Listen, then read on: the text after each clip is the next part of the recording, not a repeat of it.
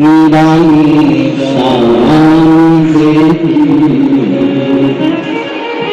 तेरे दरबार की बाबा निराली शान देती,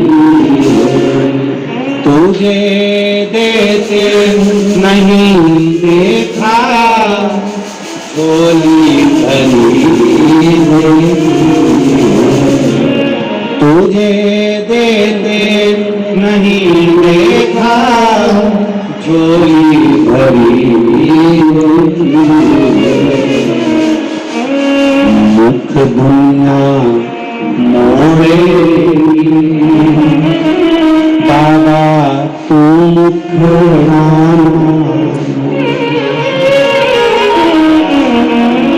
मैनू लगी परीती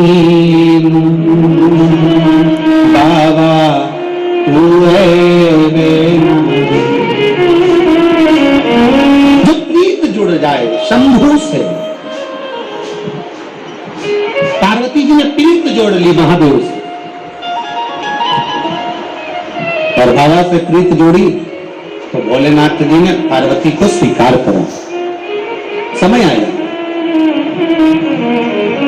मां शिव की हो, शिव शक्ति की हो, शक्ति शिव की हो।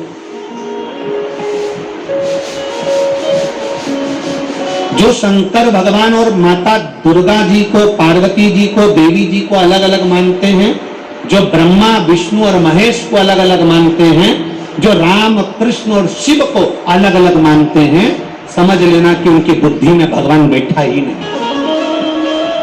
राम कृष्ण शिव नारायण ब्रह्मा शिव देवी देवता जितने भी देव हैं ये ब्रह्मा विष्णु और महेश कभी अलग नहीं हुए, इसलिए इनकी आरती भी गाई जाती है। सारे देवताओं की आरती में केवल एक देवता का नाम होता है और शंकर जी की आरती में ब्रह्मा विष्णु सर्वा जानत प्रणवाक्षर के ओम अक्षर के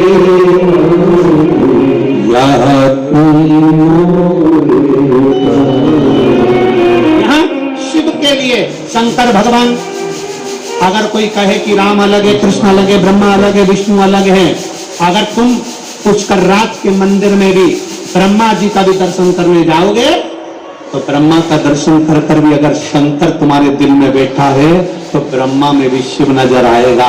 राम का दर्शन करने जाओगे तो शिव नजर आएगा। सूरदास और तुलसीदास दोनों की बात बड़ी निराली है। सूरदास जी कृष्ण को मानते हैं और तुलसीदास राम जी को मानते हैं। जब तुलसीदास गोवर्धन पहुंचे गिरिराज जी का दर्शन करने के लिए तो तुलसीदास जी ने कह दिया था कि मस्तक जब नवाऊंगा, जब धनुष और बाण हाथ में लेंगे, तब भगवान गिरिराज बाबा ने अपने हाथ में धनुष और बाण ले लिया, तुलसीदास को दर्शन दे दिया। और सूरदास जी कहते हैं मैं कृष्ण की आराधना करता हूँ, बंसी बजाता हुआ दिखेगा तो नमन करूंगा, उसके लिए मेरे राम जी ने बंसी अपने हाथ में ले ली। भेद देवताओं में नहीं है, भेद हम में है। हम भेद कर देते हैं, हम कहते ब्रह्मा बड़े, हम कहते शिव बड़े, हम कहते नारायण बड़े, हम कहते राम बड़े, हम कहते कृष्ण बड़े, हम कहते ये बड़े, हम कहें वो बड़े। ना ना ना ना, ये बुद्धि का भेद है हमारा, ये हमारे चित्त का भेद है।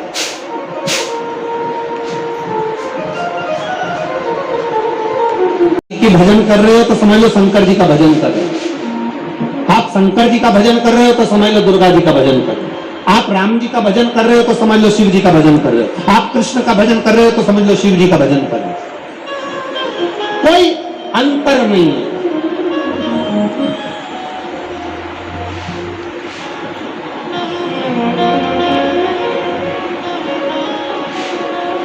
अरे वो एक लाइन आप लोग स्मरण में होगी, तुझ में रब दिखता है सब में एक दिख रहा, राम भी वही, कृष्ण भी वही, शिव भी वही, दुर्गा भी वही, इंद्र भी वही, सारे देवता एक। अच्छा चलो एक बात और अच्छे से हम आपसे पूछ लें, जो राम जी को भजते हैं उनको दूसरे शमशान में लेके जाते हैं क्या? बोलो बोलो जम के बोलो।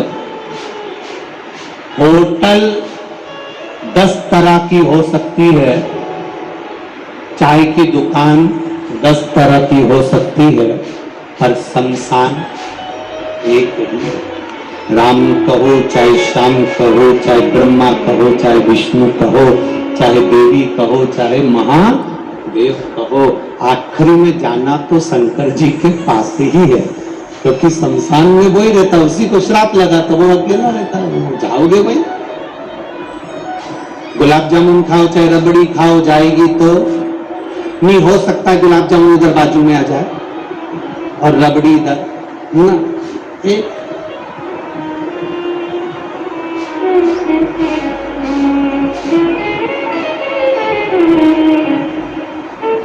सब देने वाले